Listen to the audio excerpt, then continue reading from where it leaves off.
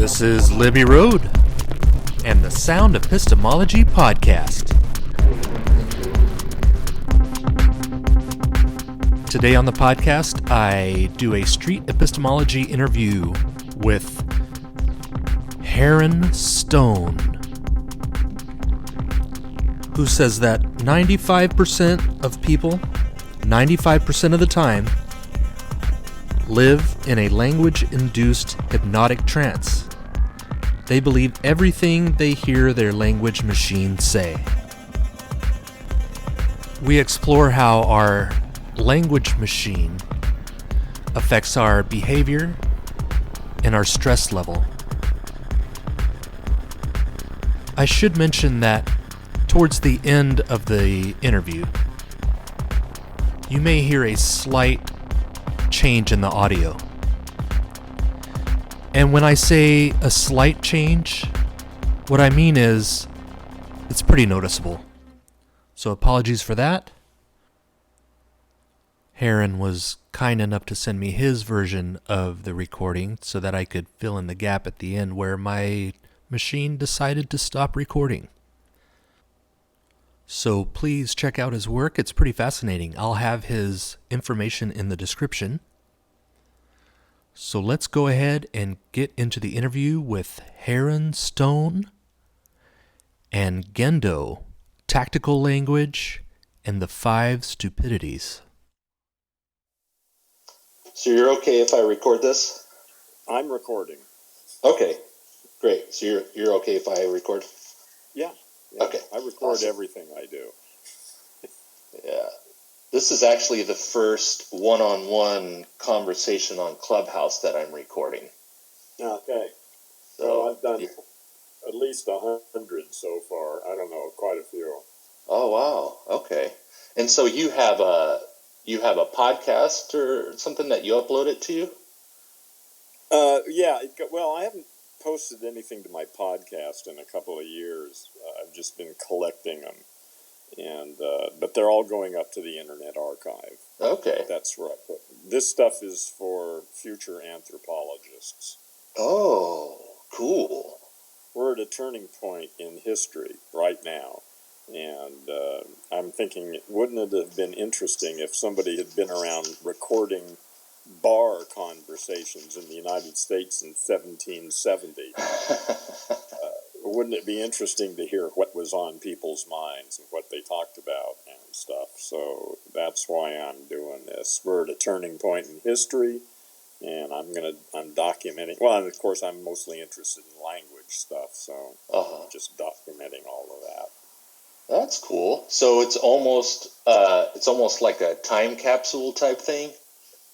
Well, it's just me talking with people, mostly about language, one-on-one, and I've got like 3,000 recordings, and 1,000 of them are up on the Internet Archive right now, and they're just there, and whoever wants to go listen to it can listen. I mean, some people, it's also interesting to some people, I'm not just posting it for future anthropologists. A lot of the conversations I've had are quite interesting to certain people, and I've gotten lots of feedback that they've been moved deeply by some of the stuff that they've heard, and so yeah, dual purpose. That's great. Do you speak multiple languages, or you just study it, or? I've studied maybe 8 languages. I can't speak any of them. I wasn't interested in speaking them, really. I just wanted to know how they worked, get a sense of the structure and the way the grammars work and all that kind of stuff. Okay. Yeah, learning a language is more, that's just too much. Yeah. So what would be one of your main takeaways from your research? Well, you've read my profile, or have you read my profile? Because there's a couple statements in there that say it about as well as I can. 95% of people, 95% of the time, live in a language-induced hypnotic trance. And then I would say further, the voice in your head is not something you are doing. It's something happening to you. You've been hijacked by your own language machine. And waking from the Paleolithic trance of language is a game changer. Okay. And I could go on, but that sort of summarizes it. I mean, essentially, the aim of my work when I'm dealing with individuals is to assist them to what I call to break the identification with the voice in the head. To get that voice, you know what I'm talking about when I talk about the voice in your head. You mean that inner dialogue that you have? Well, a dialogue or a monologue generally, but sometimes a dialogue too. That inner voice. It's just commenting and rehearsing and all of that crap. It's really about coming to the realization that isn't me or I even. That isn't I doing that. That's something that my language machine is doing. It's being generated by some parts of my brain. It has nothing to do with me in some sense. It's just my language machine running its programs. But most people, all of us, in fact, or most of us, since early childhood, since infancy, are raised and trained, and it's built into the language itself to identify with that voice. That voice is me. I said that. I think this. But that's bullshit. It's not true. And that is the hypnotic trance that you're talking about, that 95% of us have. Yeah, that we are literally entranced. Literally, it's like a hypnotic trance. We simply believe everything that comes out of our mouth. We think we said it. We think we believe it. We act on it, and you can see the state of the world. Okay, that's really interesting. So, does which language we are familiar with affect that hypnotic trance at all, or does everybody basically have the same amount of hypnosis no matter what language they speak? I really don't know about, I can't speak to that directly, but from my experience, I would say it doesn't make any well, I don't know, there may be some cultures, some indigenous cultures in Papua New Guinea or something who have a very different way of doing it. But any of the major world languages, it's all the same, no matter what language. But again, I'm just interested in English because that's the one that's taking over the planet. So we need to debug it. Yeah. That's really interesting. So, I've never really thought about language in this way. No, most people haven't. That's what's so interesting, is that these ideas are now showing up, but it's really only in the last 10 or 20 years that this sort of new interest in language has started to emerge. Would you say that you're in the 95% or the 5% that is not under the hypnotic trance? It's not quite that simple, of course. Everything I say with an initial statement is sort of grossly oversimplified. I don't believe anything I hear my language machine say anymore. My language, and I've reprogrammed it significantly, so it doesn't cause me much problem. And I do get entranced by it occasionally, but the difference now is that I notice when I've become entranced by it within a few seconds instead of 2 months later. Okay. Like when I was 20 or 30, if my girlfriend broke up with me, I'd be stuck in a story for a long time, day in and day out, about what a tragedy life is, and blah, blah, blah, on and on and on and on. And now, like I say, I'm pretty happy most of the time, Occasionally, I might be upset about something or angry or fearful or whatever, but I notice that almost immediately. And then what I do is I just stop and listen to what my language machine is blabbing on about, and inevitably what I discover is that I've just gotten sucked into some stupid bullshit story, and then when I notice that ends it. Okay. So I get sucked in. I am a brain damaged language monkey, but I'm in rehab. I guess that's the takeaway from this. Gotcha. Huh. So you're able to recognize when it happens. Yeah. A lot sooner than you used to be able to. Yeah. Usually actually, I never used to realize it. Just would change. The story would just change after a while. After a month of crying about something. I'd finally get distracted by a new girlfriend or something or other. But I was just literally entranced by that voice. Now, like I say, if I'm not happy, if there's anything that's bugging me, I just stop and listen to my language machine. And that usually ends it right there. So it's just, it's a couple seconds, or I discover that there's actually a real problem that I need to deal with. I mean, that happens sometimes too. Usually it's just bullshit that I've gotten sucked into. But occasionally I'll find that there's actually a problem here, and so then I switch into problem-solving mode and start figuring out what I have to do to correct the situation. Okay, so sometimes it's just bullshit, and sometimes it's helpful information? Yeah. Yeah, the language machine is a wonderful tool sometimes, and a really toxic dump much of the time. And once you separate from it, you can begin to observe it and decide when it's being helpful or when it's being toxic. Mm-hmm. Yeah, I was going to ask, how do you tell the difference between the bullshit and the helpful information? That's a good question.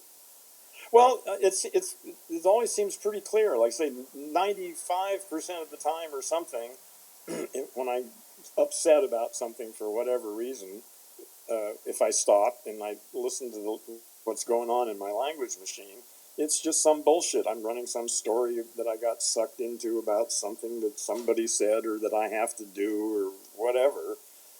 But occasionally there's a real problem. I mean, one time, I think one of the most recent times, this is like 4 or 5 years ago, I went to the market, for groceries and put my debit card in the slot and it rejected it.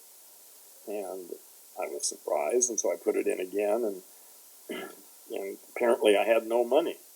So that got my language machine going pretty good. Yeah, I bet. But so then I went home and called the bank and found out that my landlord basically had been saving my checks for like 8 months, and then took them all in at once and cashed them and wiped me out. So, oh man, yeah. So, so that was a real problem that I needed to deal with, and it took me a day or two to, figure things out and how I was going to get through this, But so it was a day or so of unpleasant bullshit that I had to deal with, but that was a real problem that I had to deal with.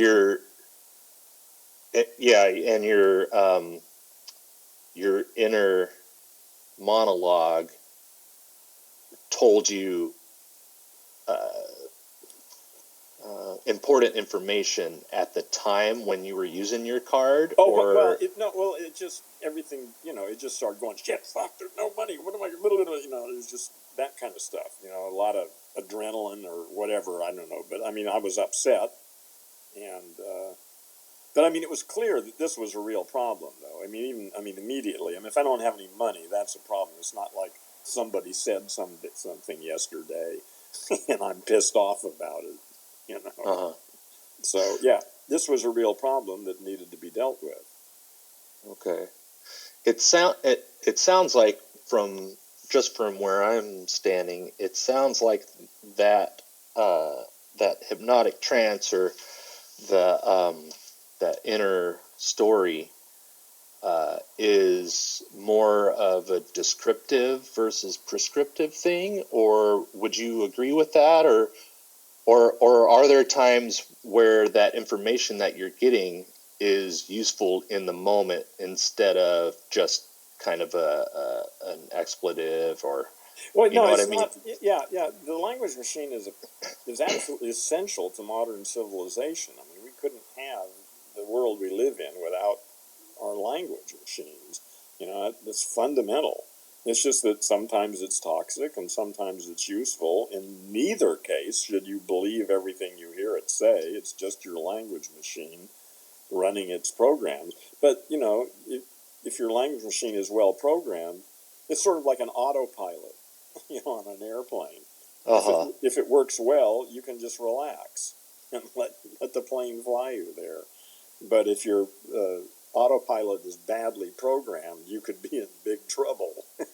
So that's sort of an analogy. It's sort of like our autopilot for thinking.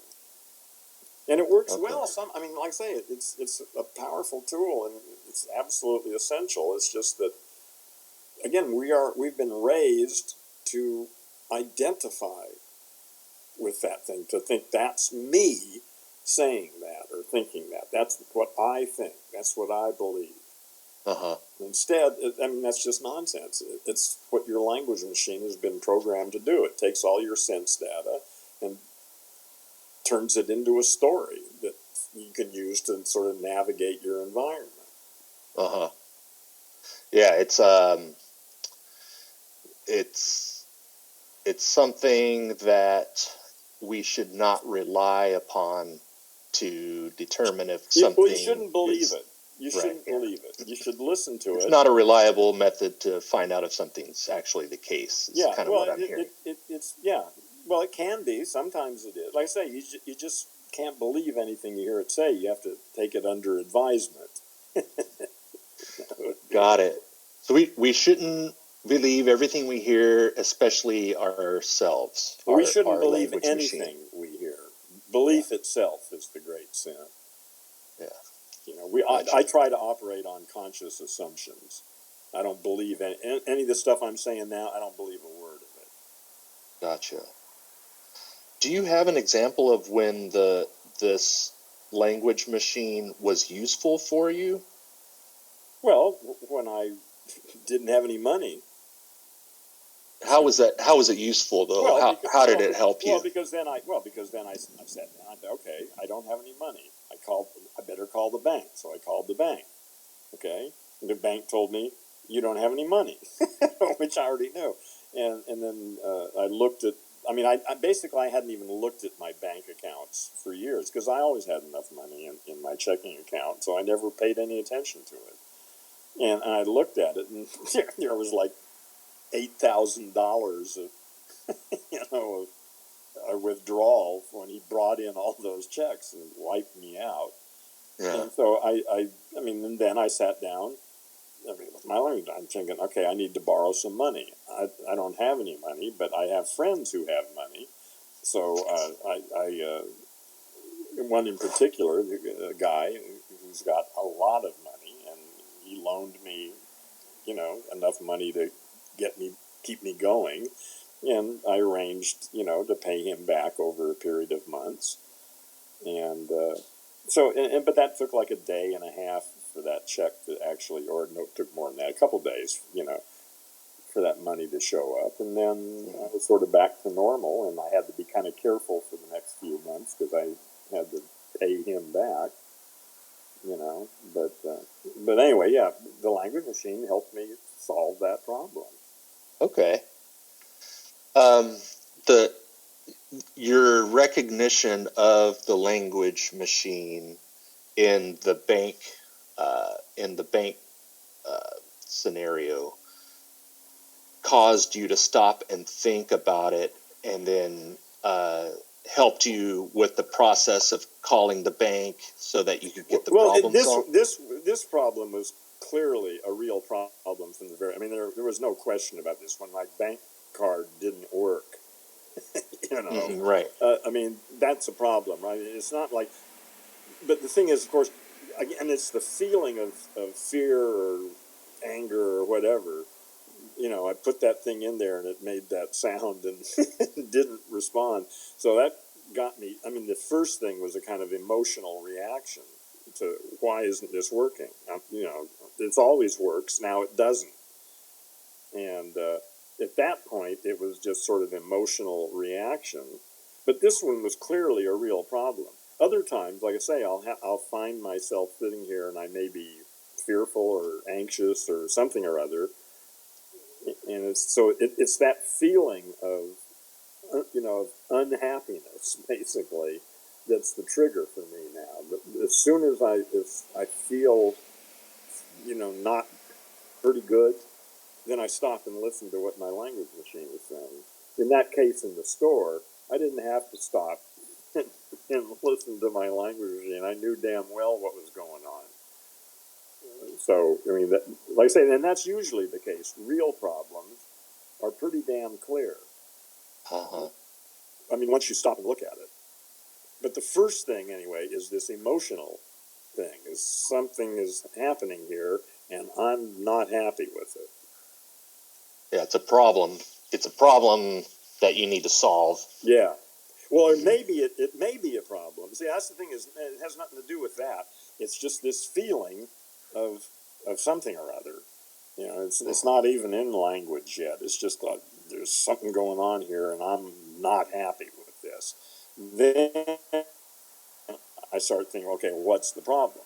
Okay, and when I say normally, what I discover is there isn't any problem. I just there's some story running in my head about something, and I got sucked into it temporarily. Yeah. But like I say, nowadays, it's rarely more than a couple of seconds before I notice it. And at that point, almost inevitably, it just turns out to be nonsense. Okay. Just something I got sucked into momentarily. And there's less of that now, too. My language machine is quieted down considerably over the last 10 years or so. So it isn't, and I'm a hermit, too. So, I mean, and I'm retired, so I don't have to put up with random bullshit from language monkeys. Uh-huh.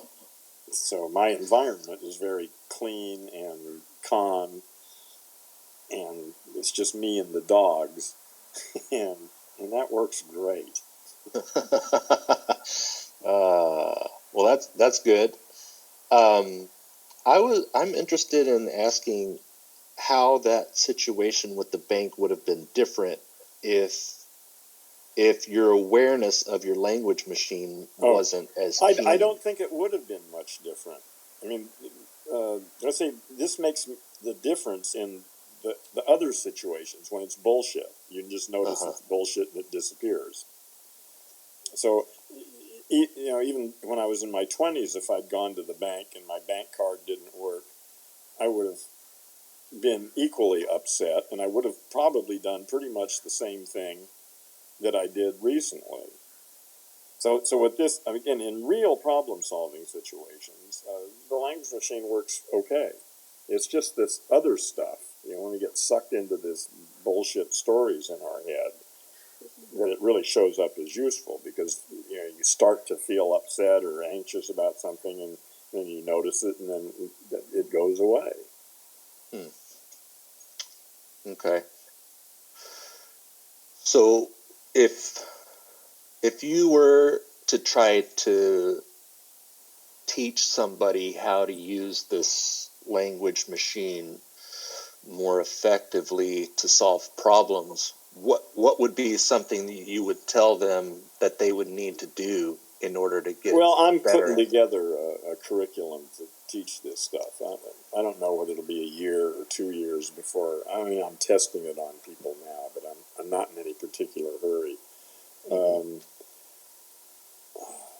Because if I can't tell the difference of when it's useful and when it's not useful, then and why the would you waste your time on it? and the situation wouldn't be any different. I'm trying to figure out what how does this? Well, okay. So the way the curriculum is, I've got it right now. mean, I've got most of it together. Like I say, I'm not in a particular hurry to put it out there. But on those URLs that I sent you, the very first one is a podcast of mine called The Five Stupidities of English. And the way I'm currently doing this is people listen to that podcast once a week for 4 weeks. And there's some other stuff to do too. But basically, the thing is, there are certain particular words or classes of words in English that impose unconscious, erroneous assumptions on us. So if you know what they are, again, this is why I say when you listen to your language machine, if there's a problem, once you know what these five stupidities are, you'll begin to notice them in your own thinking when you're having a problem. And essentially, well, and then I have people go to YouTube and listen to people they don't like. So, like, if you're a liberal, then I have you listen to Rush Limbaugh. Mm-hmm. Or if you're a conservative, you can listen to, well, there's plenty of liberals that'll piss them off, too. But I have them, and then they practice not listening to the content of the talk, but for these specific stupidities in English. And it's really easy to hear this shit when you're listening to somebody you don't like. So, right, it's a lot more obvious. Yeah, but then so what happens is after you've had some practice listening for these things with these people you don't like, what happens is almost immediately for some people, and after a week or two for others, they begin hearing this stuff coming out of their own mouth. Or not maybe even when they're speaking out loud, but just in their internal monologue. They'll start recognizing these same features.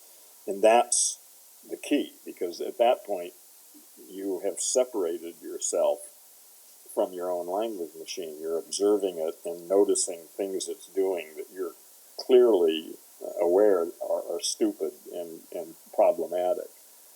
And once you are at that point, well, it automatically begins to reprogram your language machine. Every time you hear yourself say these things, and you notice yourself saying them, it creates a little dissonance in your head, and it begins.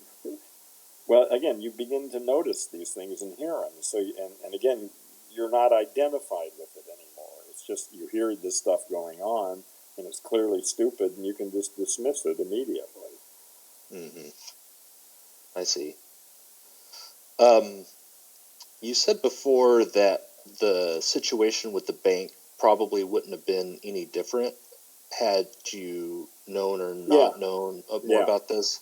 I was wondering if this recognition of your language machine affects your behavior at all. Does it affect your behavior? Well, it prevents a whole lot of unnecessary tension and all sorts of things. Like I say, rather than, when my girlfriend broke up with me when I was 25, I'd be bummed out for at least a week or two or three, whatever. And it just eliminates all that stuff, Okay.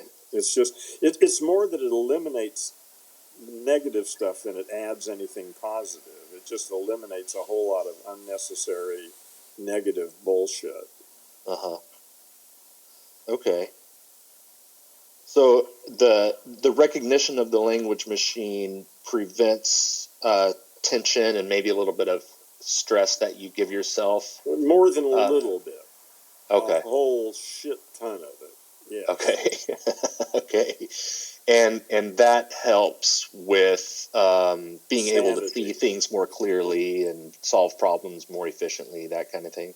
Well, like I say, in a sense, what I'm more interested in is in assisting people to become less stupid rather than more smart. It's just eliminating all the obstacles and stuff. However smart you are or however well you think, I mean, that may be improved somewhat, but the real usefulness of it is to just eliminate bullshit. Mm-hmm. Almost like a less is more type of analogy. As I say, less bullshit, more smart, less stupid. It's just easier to deal with less stupid than it is with more smart. I mean, if you can become more smart, I guess you can train yourself in logic and various things. But if you can eliminate a whole bunch of stupidity, well, that's going to go a long way. Okay. Are you able to tell if someone has developed this recognition, like by the way that they act or treat people or anything like that? Yeah. Okay. Yeah. Sometimes. Well, I mean, specifically if they've been trained in what I'm doing, because it's like I do this all the time.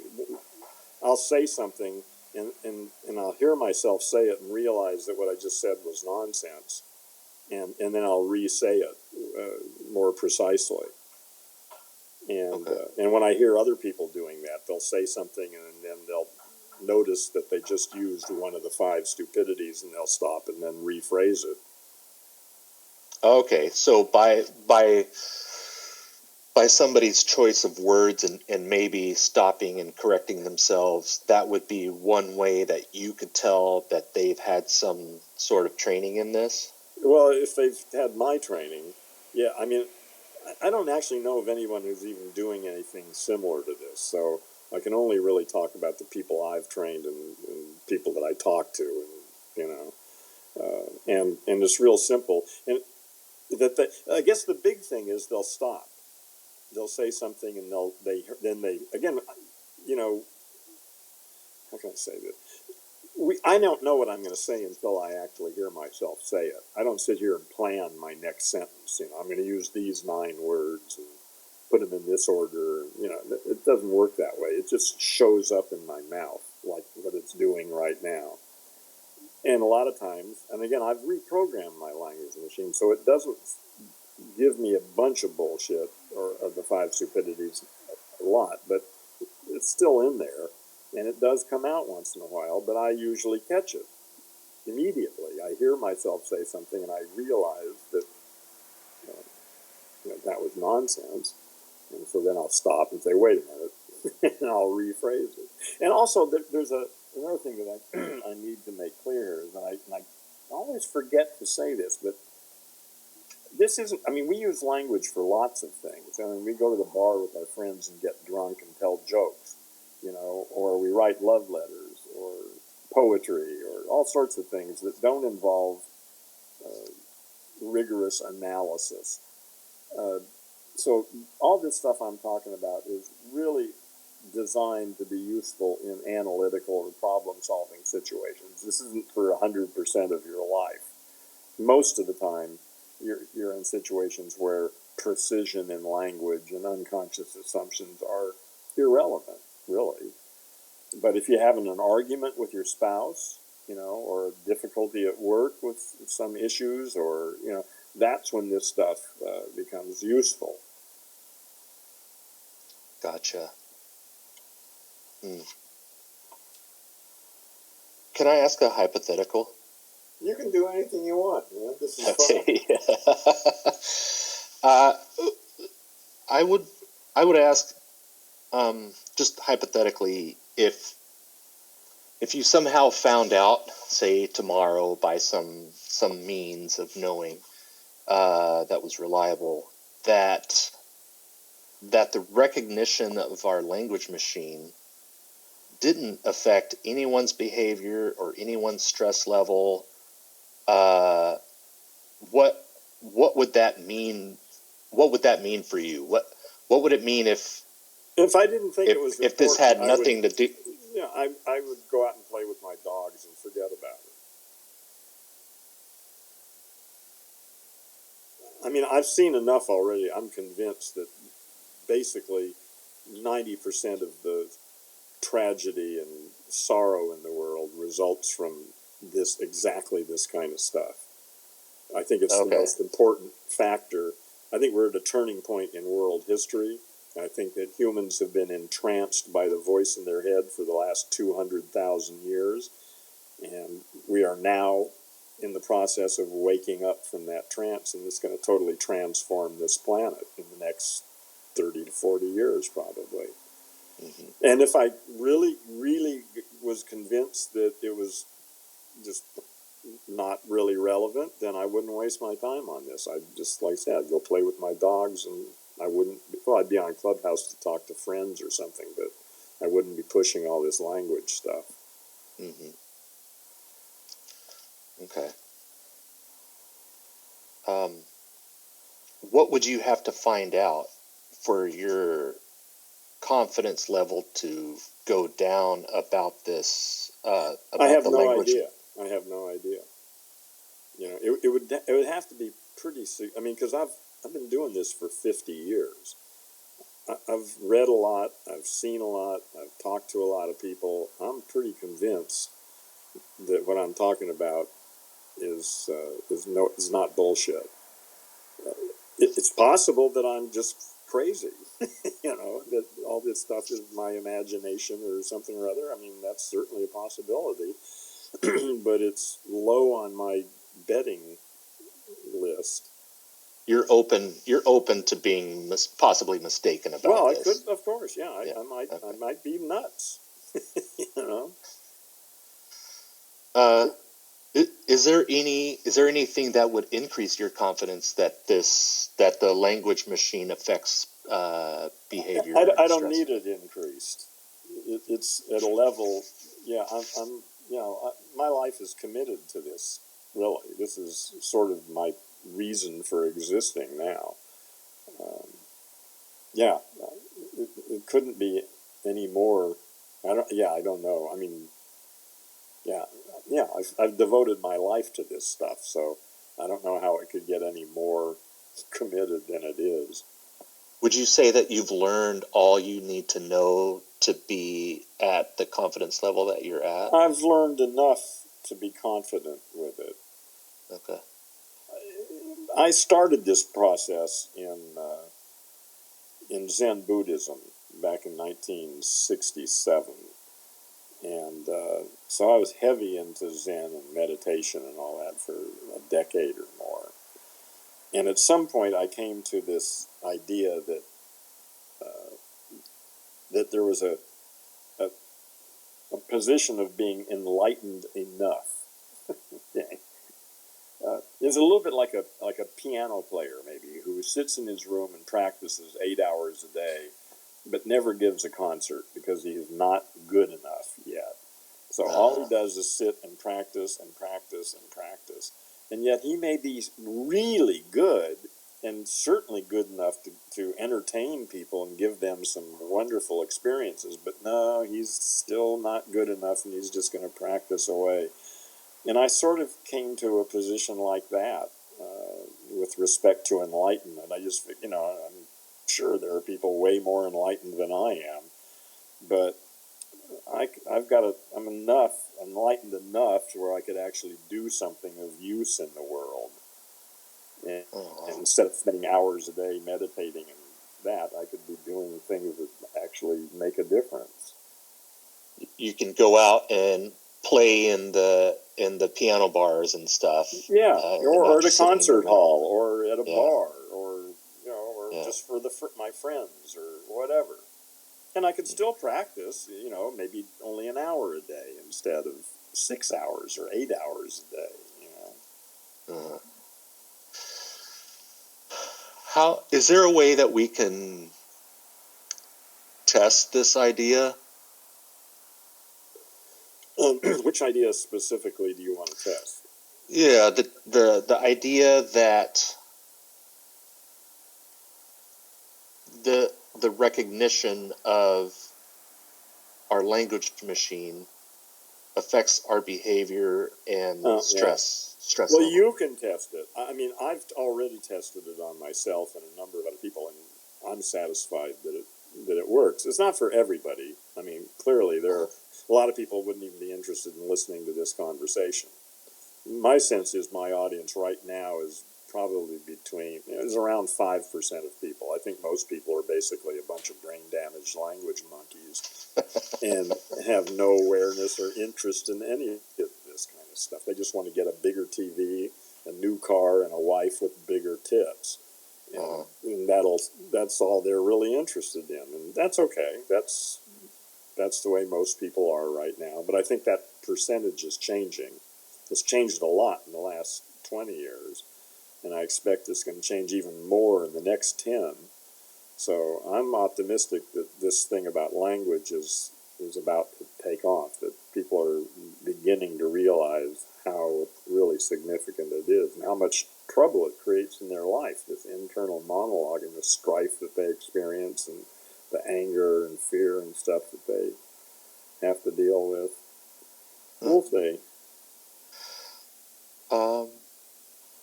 Can you talk a little bit about your test? I'd like to know more about that. My test? Yeah. I'm not sure. The test that you said that you performed that convinced you. There's no. It's just my life. It's just I've seen how my life has changed and how my thinking has changed and how the peace that I live with has changed. I used to have a lot of anger in me. I mean, when I look back on it, it sort of amazes me how much anger I had. I controlled it. I didn't go around beating people up or anything, but I had a lot of anger and internal strife, and shit's all gone. Well, except, like I say, occasionally I find myself being tense about something, but it usually only lasts a few seconds, and then I see what it is, and it just dissipates. But I lived in that state for years, just constantly, with this internal monologue.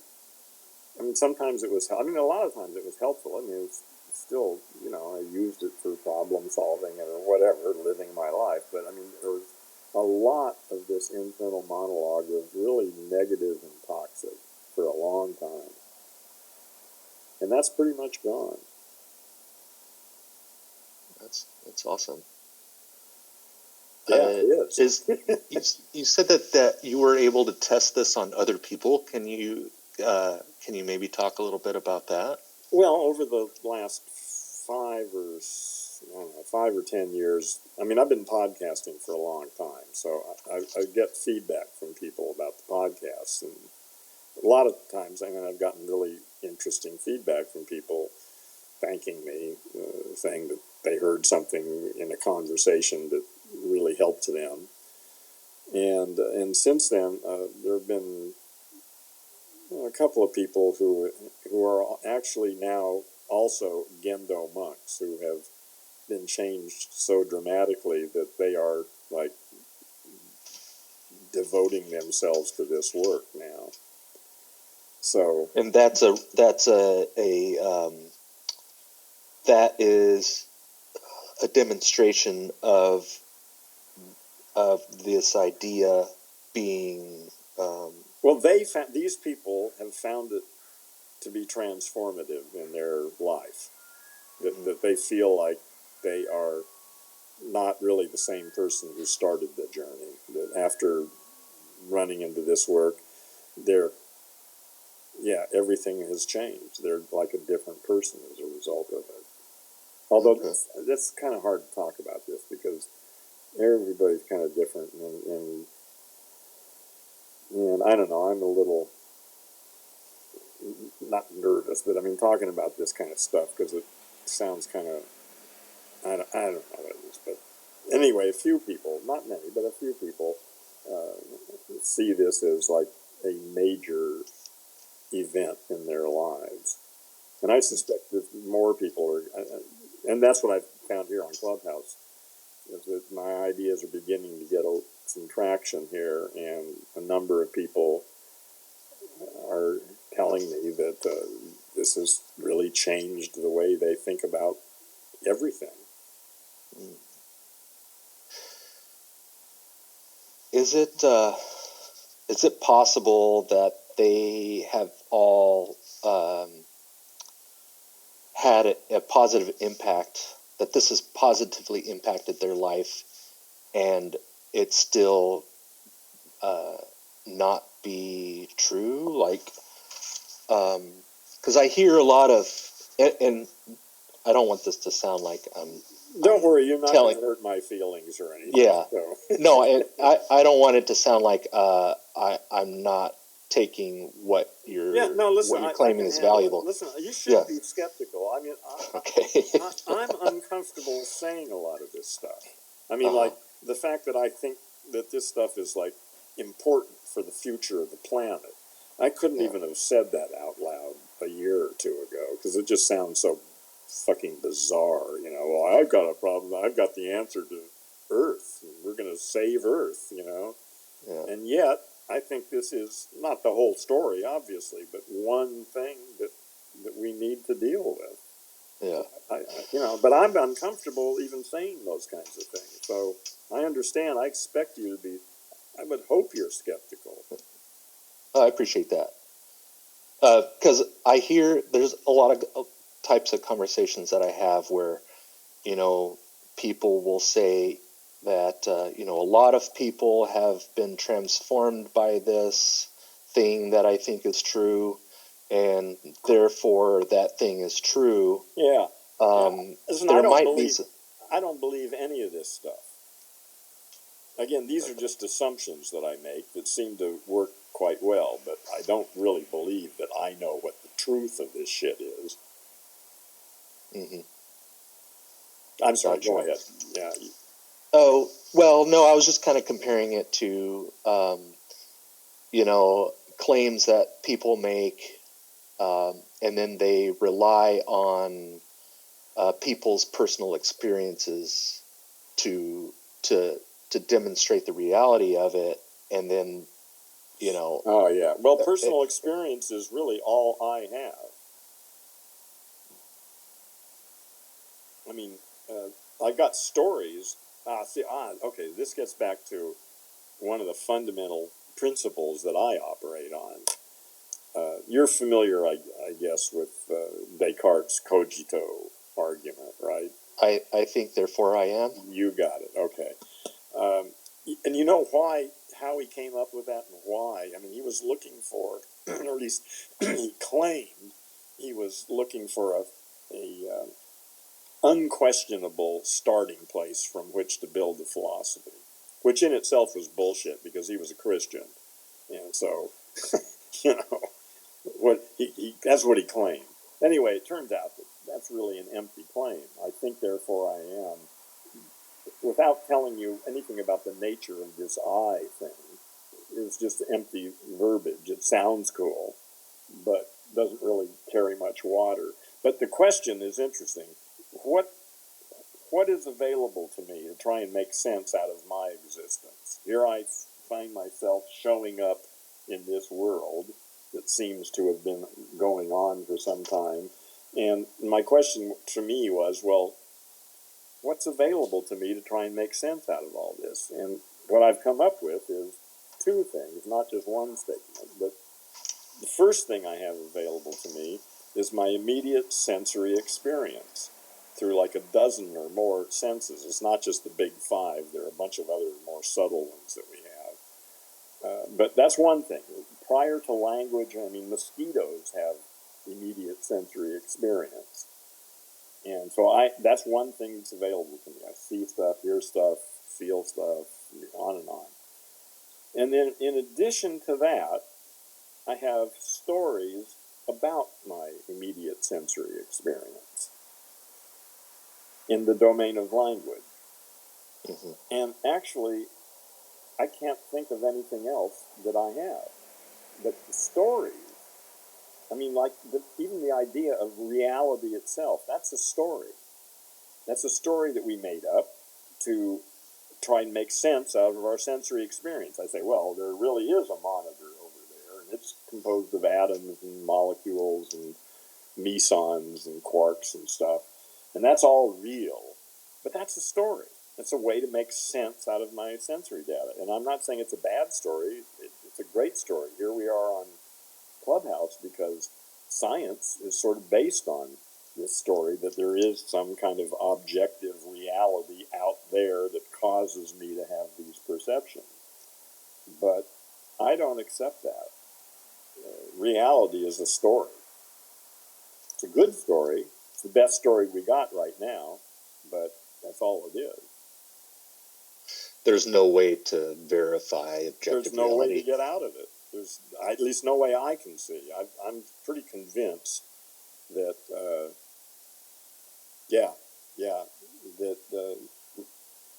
that's all we have. Is we've got our immediate sensory experience, and then we've got our stories about our. And of course, it gets more complicated because we have stories about our stories about our stories, and it can get confusing very quickly if you don't keep that stuff straight. But yeah, that's it. But stories are powerful. They're important, but they're still just stories. And this is at the heart of epistemology, of course. Right. I may have already asked this in a different way, so you can dismiss it, but is there a way to verify the language machine and it affecting behavior? Is there a way to verify that? Or you're saying that's just a story also, or?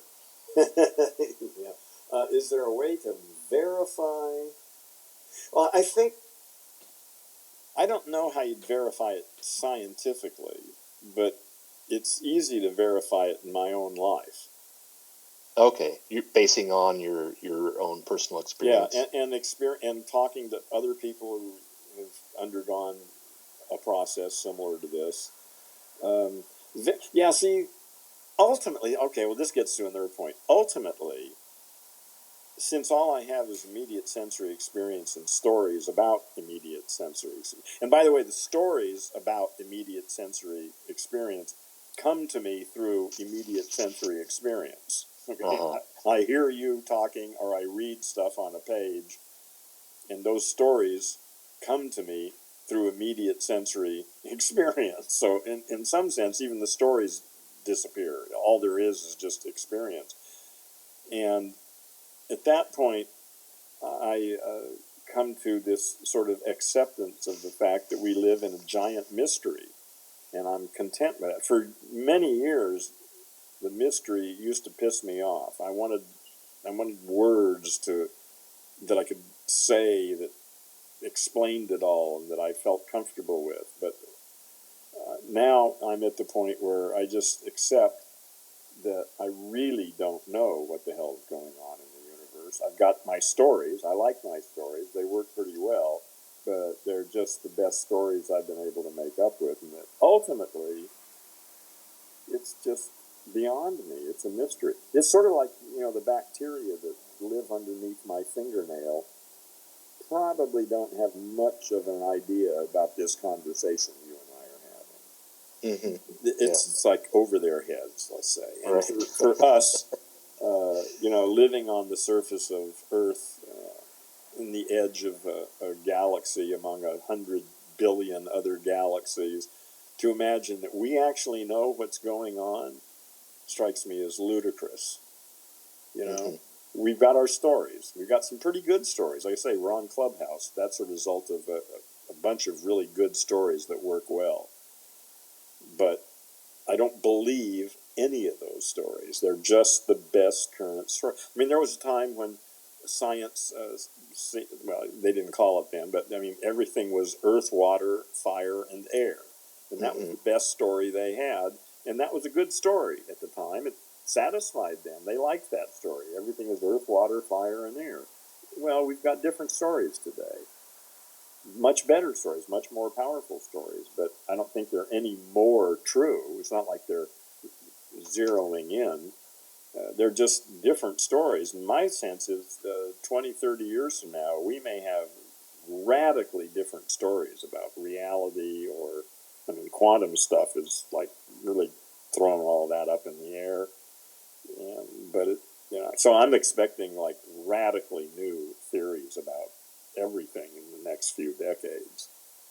You said that the stories that we have to describe the world not to describe the world, to describe our experience. Okay. You said that those stories we have better stories now compared to the Earth, more Fire, powerful. Wind. Yeah. The people of Nagasaki and Hiroshima know something about the power of some stories. Oh, okay. What makes the story better? Oh, I don't know if it makes it better. It just makes it more. I don't know. I'll think about that. What makes? Well, if it works, I guess that's it. I mean, like I say, if you can make an atomic bomb with your story, Plato didn't have any story for making atomic bombs. I would say that's power.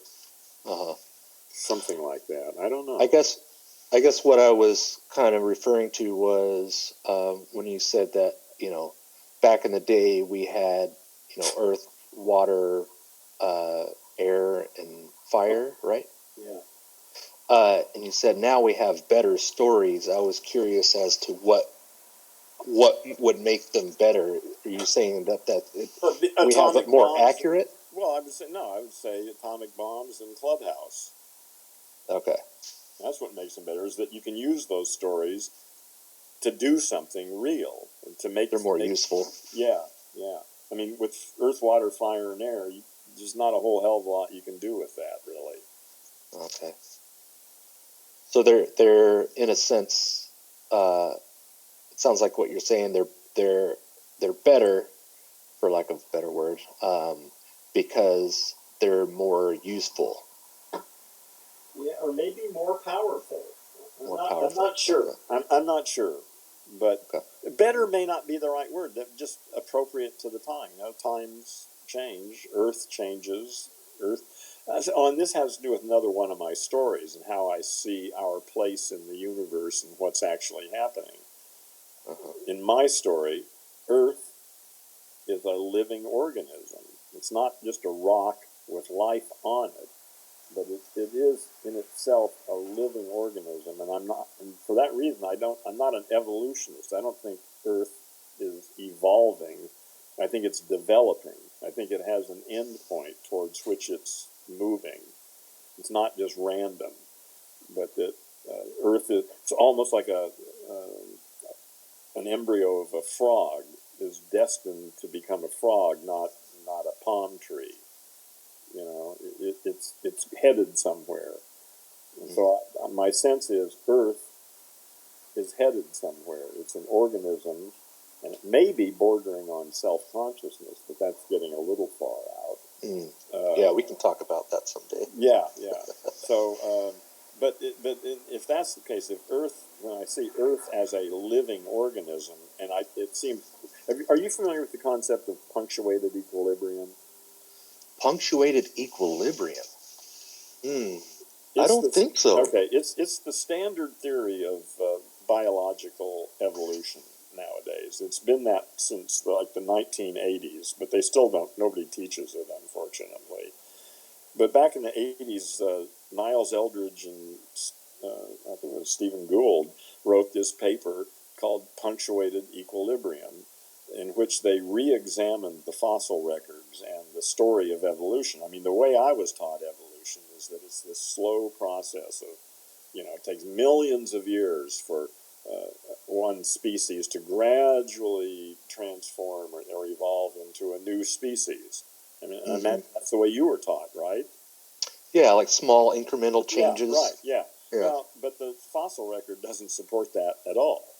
What the fossil record gives us is long periods of, one organism is here, and it's there for 10 million years, and then boom, in the level right above it is a clearly related species, but different, but nothing in between. There's just replaced by a new species. There are some intermediate fossils, some snails and, some things where they're actually, you can see these intermediates. But for the most part, the fossil record doesn't show any intermediates. It just shows clearly related species being replaced by something. And it happened really quickly. And there are a couple of things they figured from this. First of all, species don't evolve. Ecosystems evolve.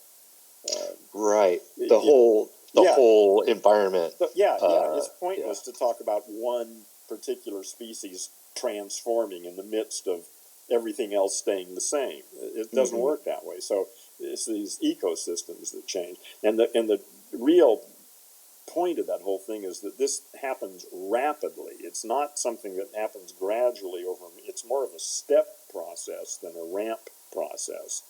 And that so everything stays, these ecosystems stay more or less stable for millions of years.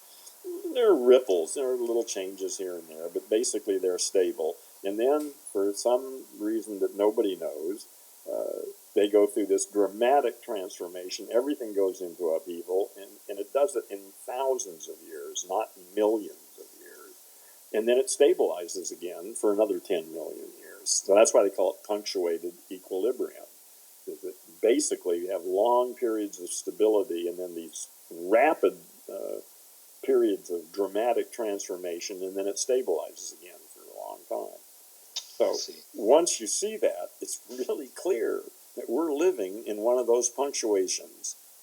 I mean, this began, well, maybe 30,000 years ago, maybe 200,000 years ago, who knows? There's a lot of ways of talking about it, but essentially, we're in one of those punctuations right now, and I think we're very close to the end of it, and that we may be in the process of building a new global civilization that may be stable for 1 million years or more.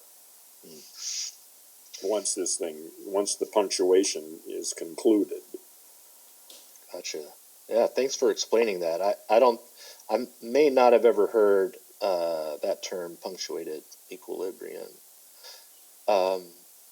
Is there anything that is not a story? Yeah, immediate sensory experience. Immediate sensory experience is not a story. Yeah, I think that's safe to say. It's okay. Yeah, it's just okay. It's what's going on. Do you consider immediate sensory experience a reliable way to tell if something is actually happening or something? Well, no, that's. I mean, this whole idea of actually happening gets back to this idea of objective reality, right, which I reject. Okay. Gotcha. Yeah, I can't speak to that. There may be an objective reality. I'm not denying that there might be, but it's even if there is, it's kind of irrelevant because I don't experience that. All I have is my immediate sensory experience. Maybe, I mean, I have dreams at night and I have lots of immediate sensory experience, but none of that shit existed. Yeah, it's all inside your brain, kind of. Yeah, that's it. I just don't see any way around that. Gotcha. Is the idea that our language machine affects our behavior and our stress level, is that based on a story or is that based on the immediate sensory experience or both? Or well, everything is based on immediate sensory experience, and then you got the stories on top of that. Okay. So there's no way to avoid. Well, there are. Well, no, not for a human being with language. There's no way to avoid both. But again, like I say, the stories themselves come to us through immediate sensory experience. So that's our way. It really gets sort of weird at that point. I mean, it's really strange when you think about it. I can be sitting here and I can hear a dog barking next door, or I can hear the wind blowing in the trees, or a bird, or a car drive by. I hear a whole bunch of stuff. But then I hear somebody talking. I mean, that's sound waves just like everything else, and yet that's so different. People talk, and it creates all these things going on. And yet it's still just more immediate sensory experience, but of a really different order. Language is mysterious as hell to me. Yeah. Okay. If there was a way somehow to verify how this inner language machine affects our behavior, if there was a way to actually verify that, would you prefer that? Would you prefer us be able to objectively verify that that's happening? Well, I gotta say, objective reality I think, is a story. Yeah, let's for a second, let's pretend. Okay, let's pretend that let's pretend it's another hypothetical. Let's pretend that there is an objective reality. Yeah. And that we were able to somehow objectively verify. Yeah, I think that would be relatively easy. You would prefer. No, that's not. Would you prefer? Go ahead. I'm sorry. Go ahead. Would you prefer that we would be able to verify this in a more objectively? And I think we can. Reliable way. Actually, and I think we can, even within. You're familiar with the Sapir-Whorf hypothesis? The Superior-Whorf? No, Sapir-Whorf. It's the idea that language basically determines the limits of what we can think. Oh, yeah, I'm familiar with that concept, but not that label. Okay, well, that's where it came from. Edward Sapir and I don't remember the other guys, Sapir-Whorf. Anyway, we're kind of limited by our language as to what we can imagine and stuff. The kinds of categories that are available to us for thinking are built into our language machines, and they limit what we're able to think about. Okay. And there's been a lot. I mean, that's been controversial theory from the beginning. A lot of people still don't accept that. I think it's actually a little bit weak. I think my theory is a little bit stronger than that. But So there is a way to objectively verify this? Oh, I think so. I think there might be. I don't think anyone's actually tried yet. So I don't know, but it doesn't seem unreasonable to me that it couldn't be done within the normal scientific methodology. Yeah. So if somebody had actually... Let me give you an example. Lyra Borodovsky is, I don't know what she is. She's up at, one of the University of California campuses and does research in language and stuff. And there are some people some Aborigines in northern Australia who don't have words for left and right. They make everything in relationship to the cardinal points of the compass. So it's the east or the west or the north or the south. So if they're sitting facing north, what we would call our right hand, we would say our right hand, but they say it's my east hand. Okay. And so from early childhood, that's how they identify positions and everything. It's like an objective position almost. Well, it's not relative to the, it's just, they are fixed in this external reality, and those cardinal points are how they use everything. They don't have concepts of left and right. Okay. So, but anyway, the point is that you can take these people into like a building with long corridors and hallways and goes up and down and sideways, and you take any normal American in that room and walk them around for a half hour and ask them which way is north, and they have no idea. Right. But these Aborigines, no matter what you do, they always know where north is. Because they're trained to know. There's some part of their brain that's calculating and mapping every move they make, and they're always oriented towards north. And that's pretty amazing, I think. Yeah, that is interesting how all that works by being trained in that way. Yeah. That's pretty fascinating. Well, I don't want this to go too long. I want to respect your time. Listen, I find this interesting. This is why I'm still alive. I think these ideas are crucial for the future of this planet, actually. So I've got time to talk about it if you do. Yeah. I am going to have to run here in a little bit. No problem. We can always do it another time, too. So. Yeah, I want to, if it's okay with you, I'd like to continue this another time, because I I can probably come up with some more questions after reviewing this and thinking about it. Well, and listen to those first 4 links in that link tree thing. That would be really helpful, and take some notes for your questions or observations on that stuff. And so the next time we talk, we could just jump right into it. Exactly. Right. Exactly. Yeah. I do several rooms a day here in Clubhouse. If you follow me and follow my club, Gendo Tactical Language, then you'll get pinged whenever I start a room. Okay, great. So what caused you to want to talk to me? Because you wanted to talk to me. Okay. Yeah. How do you know? I heard. I don't remember now where I heard you, but I mean the very fact that you even know the word epistemology puts you on my list. I mean, got it. How many people know the word epistemology? Right. Yeah, it's a great conversation starter. yeah. Right. Yeah. I know what you mean.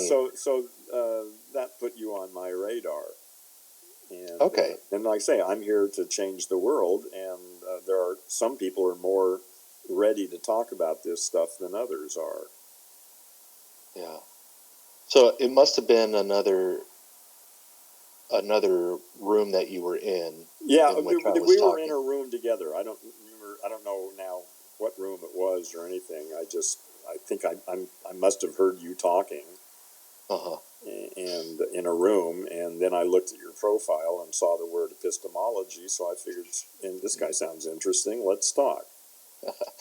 Awesome. Yeah, every Saturday for the past, I think 5 Saturdays now, I've been asked to be a co-host in a room that where we talk about street epistemology. Yeah.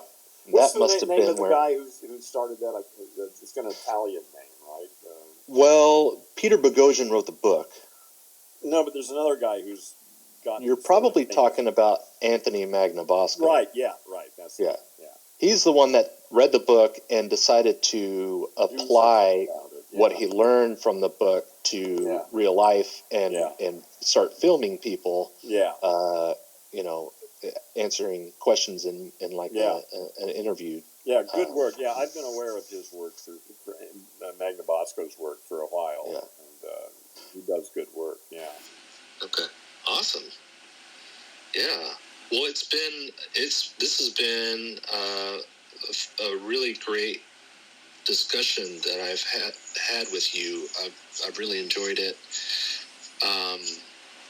Did you have any last questions for me or anything? Well, yeah. I mean, I got we spent the whole time talking about my stuff. What the hell are you doing? Well, street epistemology would probably be my main focus right now, and learning more about it and showing other people how to use it. It's a conversation tool that explores the sufficiency of the reasons and the reliability of the methods someone uses to support a claim that they think is true. Yeah, right. So epistemology is the theory of knowledge and its scope and methods. But more specifically, street epistemology is taking a claim that somebody thinks is true, and you kind of work together as a team to examine the reliability of the methods that they're using to support that. Yeah, absolutely. Which, of course, they have no support whatsoever. They've never even given it a second thought. Yeah, sometimes that is the case. Well, most of the time is my experience. I mean, some people have actually thought about it, but most people just have these stories running in their head, and they've been programmed, and that's reality for them. Right. Yeah, and if they've never been asked about it, or maybe have never thought about it, helps them. It helps them maybe take another look at. If you're friendly and not threatening enough, you have to be very careful. Yes, that's the. Otherwise they freak out. Yeah. Right. You're going to really enjoy the Five Stupidities because those are going to be powerful tools to use in street epistemology. 5 specific words or categories of words that are running in people's language machines that carry erroneous, unconscious assumptions. Okay. So, pay attention to that one. That's going to be fun. This made me think of something that you might be interested in. And you said that you're familiar with Anthony's videos? Well, some of them, yeah. I actually met him once. He was here in Orange County at some point, a few years ago, I guess. And I like what he's doing. Well, I tell you what, maybe you could be one of our special guests that we have in that room. Would you be interested in listen, that? That way you could talk about... Listen, man, you can't shut me up, man. Listen, I love talking about this shit. So, hell yes, I'll take an opportunity to talk about my work. Yeah. Okay. Yeah, I mean, I'm scheduling people now to be a special guest in that specific room at noon Pacific on Saturdays on Clubhouse. Yeah, I'd be happy to. Yeah, check your schedule. Well, I'll just I'll just make room for it. Once you hear the Five Stupidities, you're gonna love it because, like I say, when you're listening, I mean, obviously in street epistemology, you have to listen very carefully to what they're saying. Right. And, it forces you to. Yeah. And this is going to give you very specific things to listen for and to bring up and question, because, like I say, all these words are imposing erroneous, unconscious assumptions. So you don't want to just start off by challenging their assumption, but just by questioning it. And so they can see that this is an assumption they've made. Is it right or not? You don't want to tell them that. You want them to realize it, so... right, yeah. You don't want to cause the backfire effect. You want them to find this out on their own. Yeah, right. You don't want to tell them anything. You want to ask questions and have them answer those. But you want to ask them questions that can only be answered one way if you're sane, And, of course, a lot of people... Well, I don't know. We don't see all the videos that went south. Right. Well, we see some of them. He actually has some old ones up that kind of teach you how not to do it. Not to be, right. Which, that's pretty humbling. And I don't think a lot of people would put that vulnerability out. And that, I think, kind of makes me respect it more. So, if you want to see how not to use street epistemology, look at some of his old Anthony's. Are those marked that way, or is there a way to know which one? I think there's a playlist that's labeled. Oh, okay, that way. I don't remember what it is right now, but also, and this kind of makes another connection. Reed, he's in California, and so he does. He goes to parks and trailheads and stuff, and sets up his table with his buddy Dolly from juggling lessons. So they set up a booth, and then they just have random people sit down and they have an SE conversation. And there's tons of videos online. He does a live stream, and he'll be on this Saturday. And he's also in California, so you might be closer than we realize. I don't really care where people are. It's almost irrelevant nowadays. Well, if you wanted to have an in-person... I don't, I do that sometimes, but I actually prefer what we're doing right now to, especially when I'm talking about this kind of stuff with people that it's new to, because when you're in person, people tend to be more cautious. Yes. That here, I've had more really deep, intimate conversations online than I've ever had in Squish. You know, I mean, except for maybe with girlfriends or something, you know, or long-time friends. But when I go to Starbucks and have a conversation with somebody, it never gets as deep as what it gets online when I talk with people. Well, one thing that I think is advantageous in a in-person conversation is you can better read their body language, and you can tell when they start getting defensive, and that kind of I don't need that anymore. Guides. I can tell by the tone of their voice, the pacing of their voice, the words they use.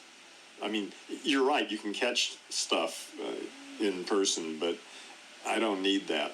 I've been doing this for a long time, and my sense is online is actually, well, for me, it's I can just speak for me. For me, it's much better.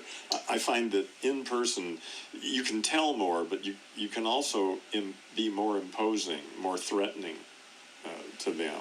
That people are more cautious when you're face to face, whereas here they feel less restrained. You know, they can be more honest. Vulnerable. Yeah. Cool. Well, again, I really appreciate you setting this up. I've got a lot to think about, and I'm going to check out your links. Yeah. And let's talk again before we do that Saturday thing, because after you've heard this stuff, maybe we can strategize a little bit about how to run the Saturday thing more effectively. Oh, sure. So yeah, August 7th, noon. We'll talk again before that, and hopefully, if you're around this Saturday, you can come into our room and join the discussion on Street Epistemology. Okay. Read. Yeah, sounds good. Awesome. Well, thanks so much, Heron. It was great talking to you. I look forward to talking to you again. Okay, David. Have a good day. All right. Take care. Bye. Bye-bye.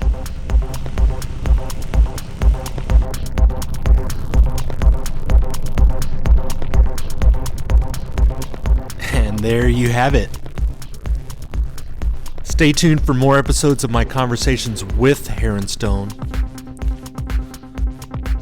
I'm planning on releasing the recording of the Clubhouse event in which Heron is our special guest that was mentioned in the conversation you just heard. Until next time, take care and keep asking questions.